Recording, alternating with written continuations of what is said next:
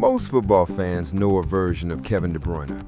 The vision, the passes nobody else even sees, the thunderbolts from 30 yards, the assist record, the 6 Premier League titles, the Champions League winner's medal he won sitting on a bench with his hamstring torn in half. They know the highlights. But the actual story, the real one, the one that explains how a socially awkward kid from a small Belgian town ended up being described by Pep Guardiola as the closest thing on earth to Lionel Messi, that story is almost nothing like what most people think.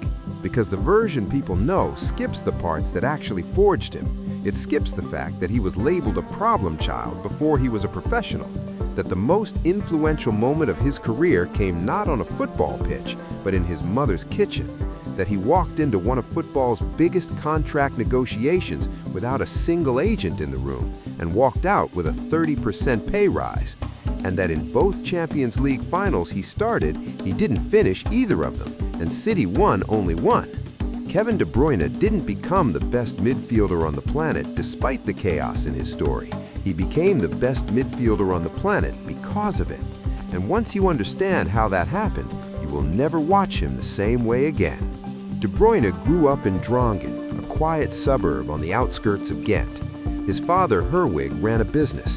His mother, Anna, born in Burundi, worked as a petroleum engineer. From the very first years of his life, Kevin had one interest: not friends, not school, a ball. At 8 years old, he was already done with his local club. At Ghent, coaches spent years trying to make him more palatable, quieter in the right moments, more open, more like everyone else. It never worked. Even Vincent Kompany's first impression of De Bruyne when they eventually met in the Belgian national team was, "I thought he seemed to moan a lot." That was the version of De Bruyne people kept running into, intense, direct, unapologetically honest, before they eventually saw the talent and understood that the two things were the exact same thing. But Genk had noticed, and when they came calling, De Bruyne made a decision that most adults would hesitate over. At 13, he packed a bag and moved by himself to the other side of the country, to a city where people spoke differently, where he knew nobody, and where the only day off each week was Sunday, which he would spend traveling back to see his family. 2 full years of that. In his own words, they were the loneliest years he would ever live. His rise at Genk was then relentless. 5 goals and 16 assists in his breakout season, driving them to the Belgian league title, clinched by half a point, which is actually mathematically possible in Belgian football, because when clubs finish level on points, the portion earned in the first stage gets rounded down. The tightest title race imaginable, and De Bruyne was at the heart of it. He made his debut for the Belgian national team at 19 that same year, and by the time the first training session ended, Kompany, who had already revised his first impression, was telling teammates De Bruyne was already the best player in the group. Chelsea came in for $7 million. The plan was clear. This was their long-term Frank Lampard replacement.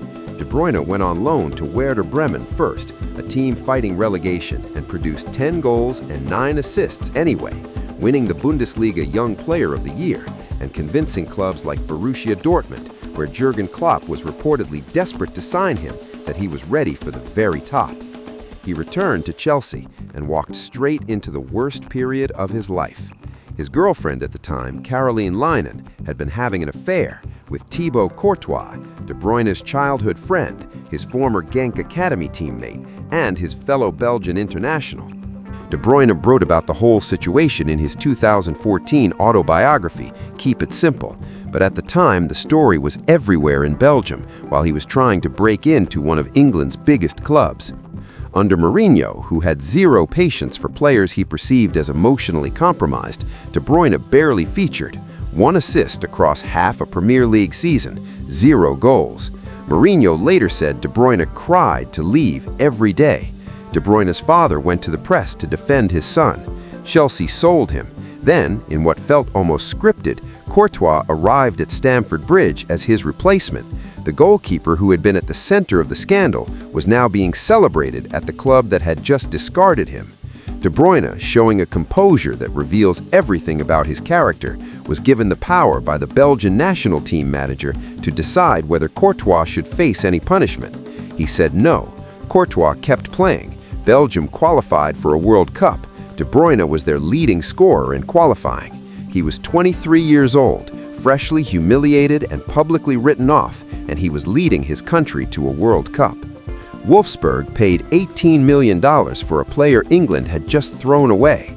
What they got was a man with 2 years of accumulated fury and nowhere left to put it except the pitch.